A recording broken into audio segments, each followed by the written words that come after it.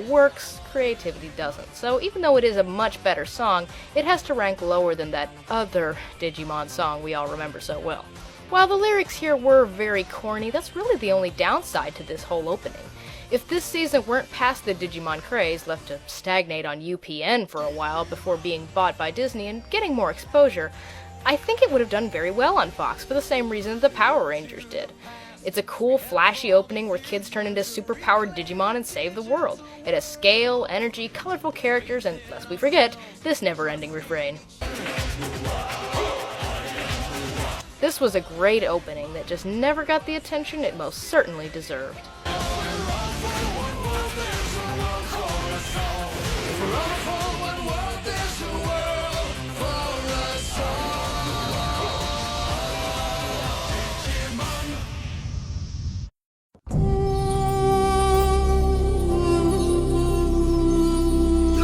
Number 8, Your Move from Yu-Gi-Oh!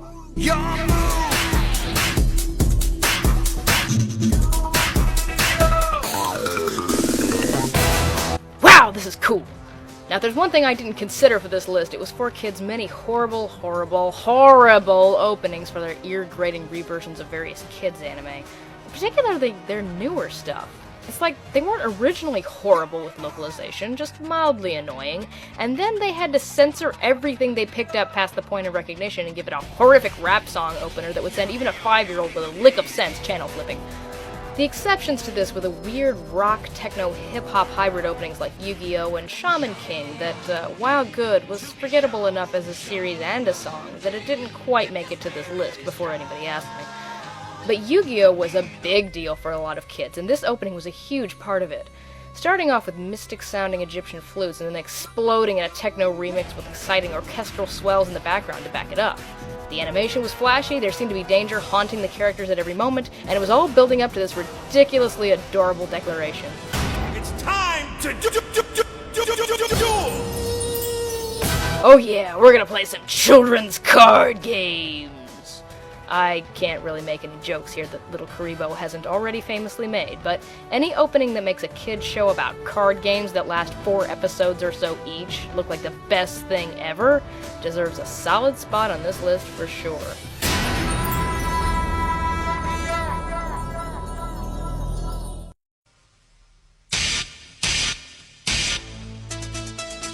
Number 7, we'll give it our best shot from Dominion Tank Police.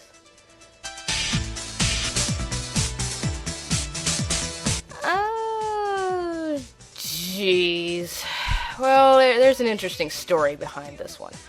When Manga Video decided to pick up Dominion Tank Police, this quirky OVA about cyberpunk-styled, well, tank police, there were no clean tracks for them to dub over. No clean sound effects, music, nothing. So they had to rescore the entire show along with the English dub voices and redo all the Foley, every explosion, footstep, everything.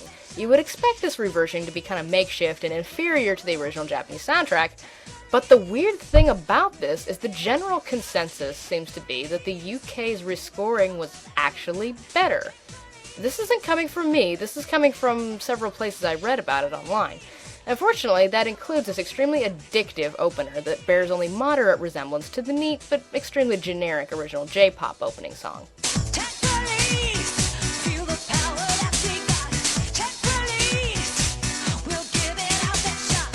Like most successful openings, its lyrics are simple, and congratulations, now they will never leave your brain. You're welcome. Please share my pain. The song also does this weird thing in the middle where Leona trips out in her sleep, and I swear, it's pulling a Transformers. It's pretty darn cool.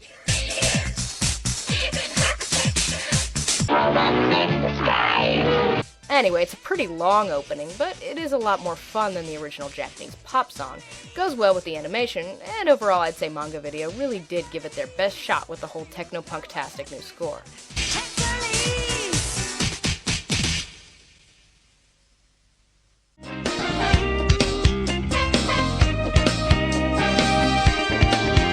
Number 6, Smile Bomb from Yu Yu Hakusho.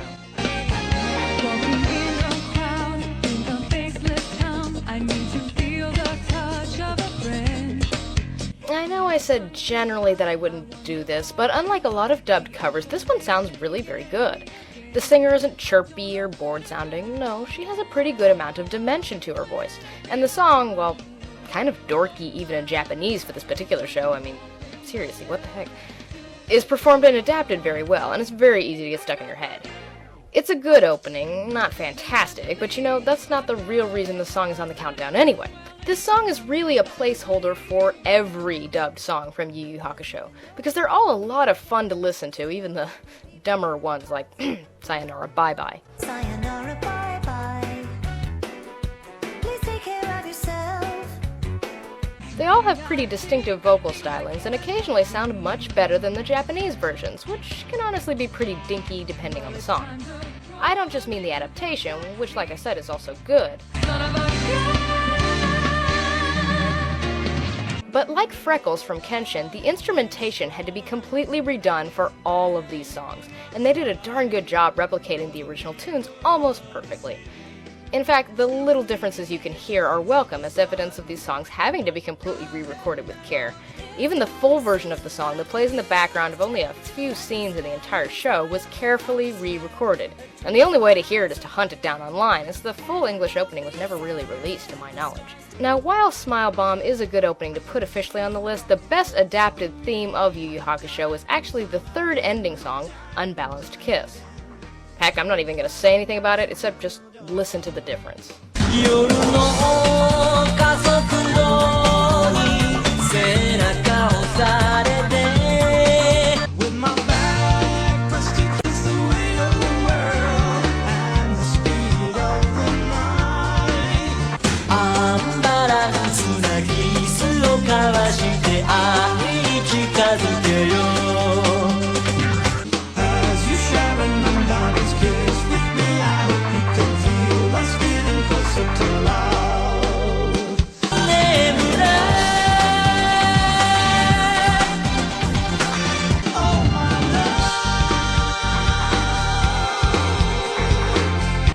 Is a striking improvement. Who were those singers?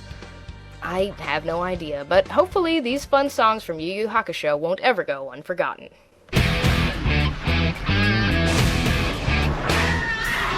Number 5, Rock the Dragon from Oh yeah! Dragon Ball Z! Dragon Ball Z! Dragon, come! Whether you were a little dude or a little chick, this song made you want to bench press the sofa, eat the entire box of Frosted Flakes, including the box, and Kamehameha our older siblings into oblivion for sleeping in, and our younger siblings for existing, pretty much. And if your parents had anything to say about it, well, they could shut up and go back to bed, because this was Dragon Ball Z! The screaming, and the singing, and the screamy singing, and the mad guitar solos accenting flurries of punches, the sheer unbridled testosterone bleeding from every pore of these suspiciously homosexual acting combatants. Hey, go back and watch it, it's true. How could you not want to sit your butt down and watch this after tearing the house apart during the theme song? Though personally, I fell out of love with this series real fast for 3 reasons. For one, the amazing rockin' theme song did not hint at all about how long-winded and boring this show could be, nearly dozens of episodes to get through one battle. 2, all the heroes were honestly way too ugly and kind of grating to me after a while. And 3, actually my parents didn't let me watch it, but man, I still loved this theme song. When the series was released uncut with all the original music intact and blah-de-blah remastered, I was actually sad. I missed Rock the Dragon when I didn't even miss the show it came from.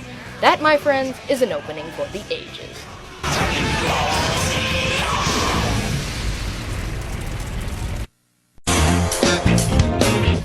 Number 4, Mystical Adventure from Dragon Ball.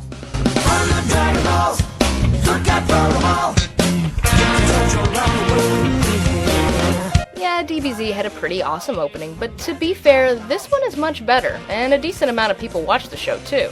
Although it is more of an anime fan series than a kid's phenomenon like DBZ was in days gone by. It's a longer opening, and as such, it sort of gets the advantage of both different kinds of themes on this countdown without any of their downsides. There's the more musically valid but easy to forget pop-style dubbed covers with fun lyrics, and there's the horribly stupid but extremely catchy and theme-suitable kids jingles with the same 5 words repeated over and over and over. Dragon Ball parrots its kitschy Gotta Catch 'em All theme in a brief chorus a few times.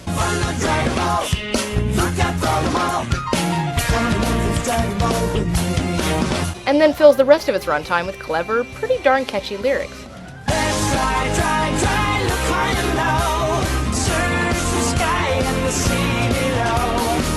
And of course, all of it goes along with the animation perfectly, like most songs on this list. The singer is really energetic, shows mood and vocal range throughout the song, and has an interesting voice too, although it does sound like they did something to it. It's not auto-tune, but I don't know, if they didn't alter his voice, he's got some kind of winch in his windpipe or something. I really don't know what that weird timbre is. Hopefully there is nothing wrong with his synthy voice, poor guy, but whatever the case, domo arigato, Mr. Roboto, for belting out this catchy and exciting little ditty.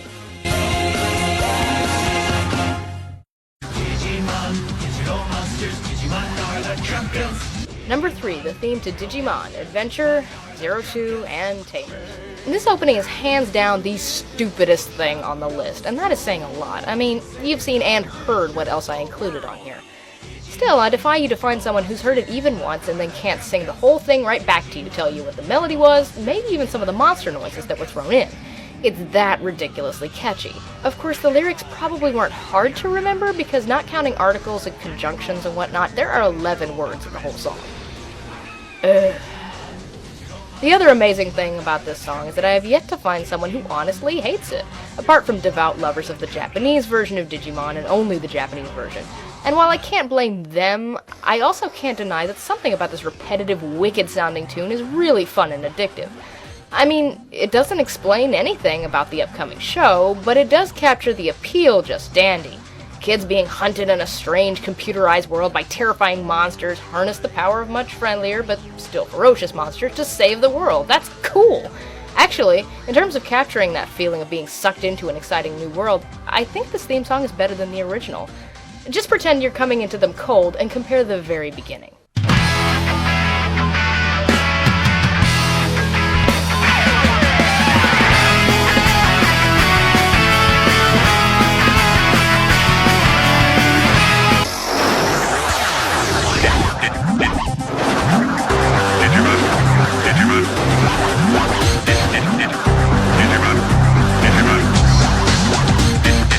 See what I mean? So I guess that's why this dumb opening works, and continued to work for 3 straight seasons of the show, with only slight alterations to the lyrics and mix each time to match the feel of the new season. Like, the second one mentions armored digivolving, ramping up the beats and adding a lot more metallic and flangey noises. And the third one mentioned the card slash modification, ramped up the beats and the bass even more, and added more computerized screeching and scanning in place of the animal noises to match the less fantasy and more sci-fi new tone. I guess in that sense, this incredibly stupid song was pretty dynamic, and there's no doubt very effective after all.